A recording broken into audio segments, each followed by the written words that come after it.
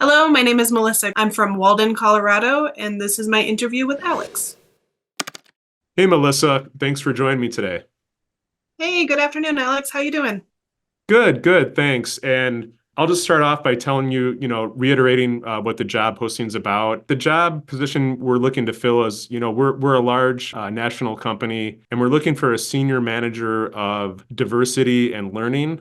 Basically, somebody that'll enact our vision and strategy among all of our employees and keep them trained, whether it be on new company policies, new products or ideas we're rolling out. We really want somebody to be to spearhead that and be the senior manager that is in charge of all of that. So that's what we're looking for. And do you mind me asking, just to start out, do you want to just talk a little bit about yourself and your background? Yeah, I'm really happy to have this conversation with you. It seems like a very interesting and impactful position. Um, like you mentioned, my experience is very vast, and it has taken a little bit of a serendipitous, circuitous kind of route. But what has always been the through line is working with people, building community, talking about culture and what makes us who we are. And so, as it relates to large groups, employees, I want them to know that we know that they are people and they have people problems, people interests, right? All of those human aspects, and to be able to like find an avenue for that learning, professional growth, and development as much as we can. And from at least like talking just from the past 8 to 10 years, you can see that in my professional experience as it relates to nonprofit administration. I was an executive director in upstate New York, but then also that like learning, training, and community building aspect that I did in Washington, D.C. And then most recently, as it relates to that instructional design piece, training and development, and really making them interesting and accessible, I think is what also makes me very excited about this position and moving forward with that. Got it. Thanks. Yeah, and I did notice, going back, it looks like you got your bachelor in music, and you have a Yeah. good background in music. And then how did that evolution come to where you are now? Like the transition between music and where you are now? Yeah, that's a really great question, probably one of my favorite ones, because my bachelor's degree is in percussion. So I'm really great at hitting things in a very strategic way. But then also I minored in anthropology, so more on that like cultural and community side of things. Okay. And I started to notice in a lot of my interns in upstate New York, internships, that music brings people together, and also music is everywhere. And Syracuse, specifically where I'm from, is a sanctuary city. So we had a lot of immigrants and refugees Okay. resettle there. And all of those like little stepping stones, as I say, brought me to realize like, oh, music, culture, the arts can be a vehicle for change. And so that led me down the path of arts administration. And then in that aspect, I realized, oh, there's even more as it relates to resettlement, community building, and the arts as a whole. So not just music, but arts as like the entire aspect of it. That led me down to Washington, D.C. to study more in cultural resettlement, cultural preservation, integration, and education. And then the education piece turned into like human centered design, entrepreneurship, all of this fun stuff. But then also taking that cultural aspect and moving it in a way that brings people together. So not this divisive aspect, but stating that like culture is a way of showing who we are, and then that identity piece, right? So that through line is going from like music to community to culture to identity, and then a sense of belonging. And then do we have a sense of belonging in our workplace? Is it important to us and where we are as we're working, right? We spend, oh, I used to know the figures, at least 40 hours a week in our workplace. And that's a huge part of our Right. identity, especially in the States. So I like to have that aspect that we are humans in this community, in this workplace, and how do we build that sense of belonging together? Um, Okay. So that's a little bit of that path. Yeah, I mean, I can see the pathway just based on the journey you've had through your jobs, going all the way back from, like you said, Syracuse to music. And it seems like, you're consistently learning and growing and developing your skills. So that's great to see. Do you want to tell me about, obviously you've had over the past, 7, 8 years, 4 or 5 major jobs.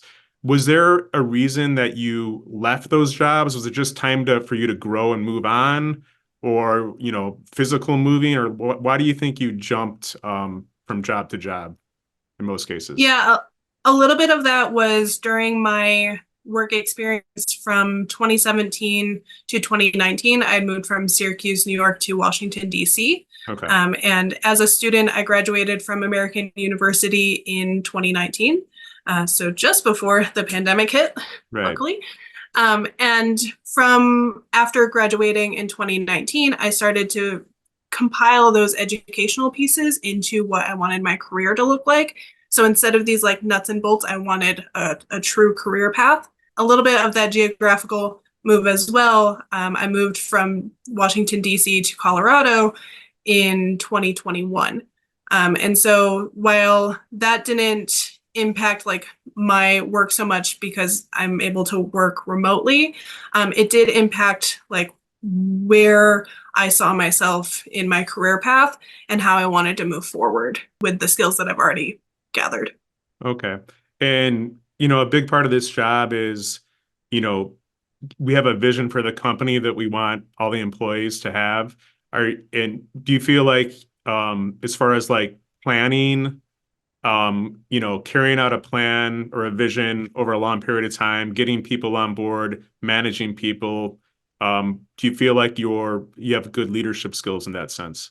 I do. I think from that music aspect and the arts and culture aspect, I understand how to um, get people on board, like you said, and Mhm. also the strategic planning part. If you've ever worked on a conference, which I've worked on about 5 conferences at this point in time, um, gathering the speakers, the logistics of it, the building operations, if there's going to be food, Right. and the technology of it, that alone is its own business operation in itself.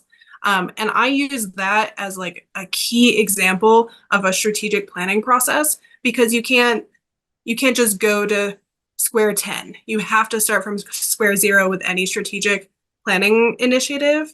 And to get folks on board, to have the buy-in from leadership managers and individual contributors, I I want them to know that while we have this plan, we're starting with this together. We're starting at the square one together and we're going to put in these nuts and bolts. And so I'd be really excited to see where that plan process is. Yeah, these are great answers. Now, I guess maybe just a little more of some personal questions. Do you want to, or professionally, do you want to tell me about maybe a time that something was difficult and maybe you failed at something? Like, how did you react to that and maybe grow from that? So we don't really like to talk about our failures too much. I'd like to talk about my numerous success stories, but there has been a handful of times where things did not go as well as I would like. Specifically, I just spearheaded a program that me and my team were very excited about, and we had, like I said, all the nuts and bolts, all of the learning objectives in place. We had a physical location in place, and then all of a sudden, not all of a sudden we launched the registration process, and there it went. Unfortunately, unbeknownst to us, 3 weeks into the launch, the content launch, and the marketing communications launch of registration, the registration link closed, Oh and boy. it was Yeah. about four days into launch. So we're 3 weeks out going, oh, why have we only seen 2 registrations? And we had set up a email for registration that we hadn't set up a plan on who was going to be monitoring that email. And so we had a handful of emails come in saying, oh, I can't register. And no Okay. one was responding to it. And it did fall on to me to realize, there is a hole in this plan Sure. that we completely missed. And it was the very first time that we've run such a program. And we learned from that on what aspects in the procedural and operations that we know for next time to look at. And luckily, we were able to contact all those folks that were having registration issues, turn registration back on, send out communication saying, technical glitch, so sorry. Let's Yeah. try again.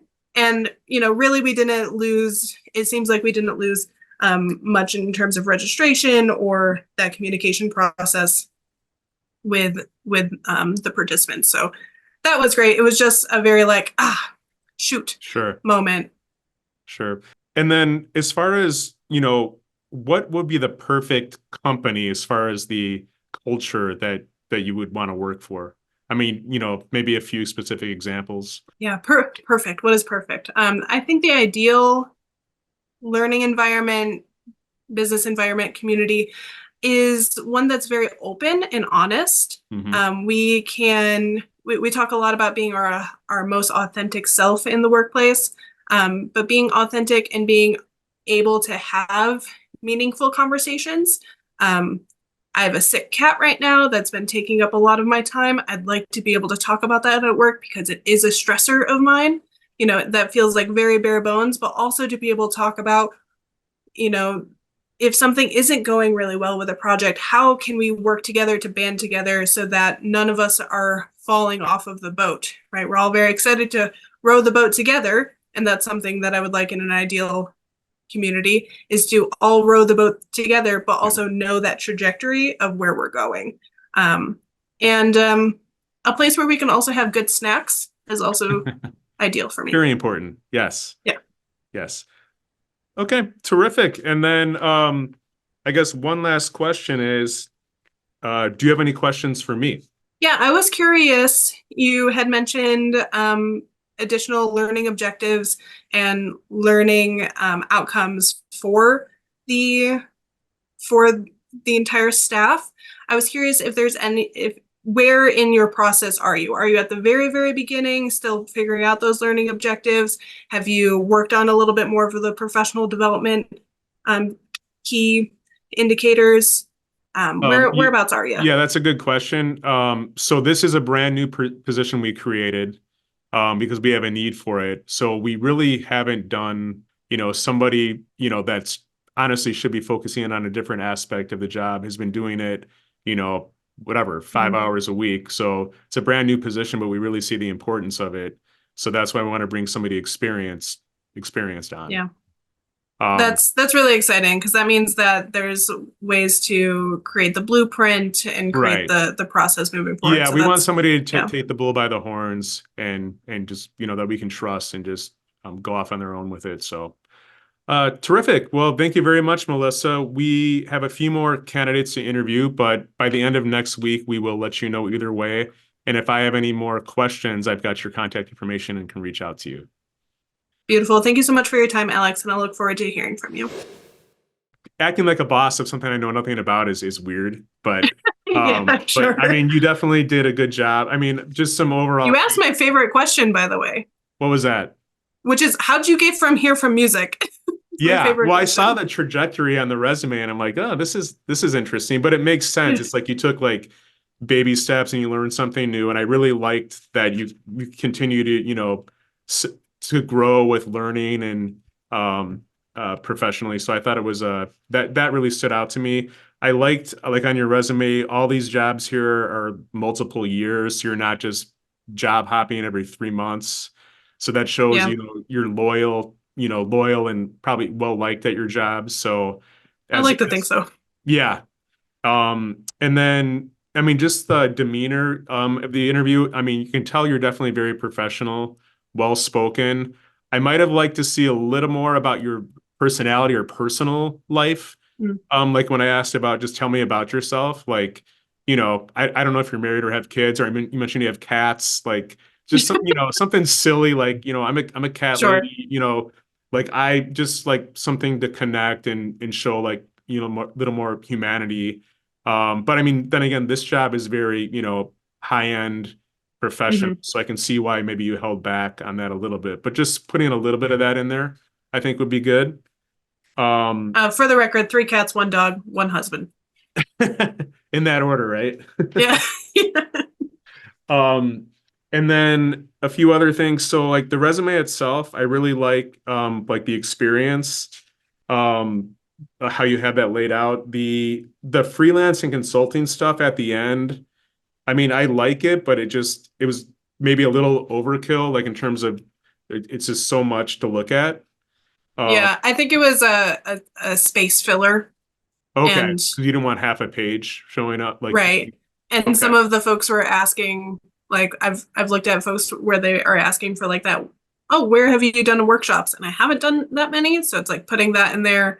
yeah. And yeah, Well, I played around with it a lot to figure out like, are skills still a thing people put on their resume? yeah, and you have a Whatnot. lot of So skills here. And I don't mhm, know, I mean, if you really wanted a specific job, what I would do is like you have the template for the resume here, but maybe skinny it down a little bit based on that mhm. specific job.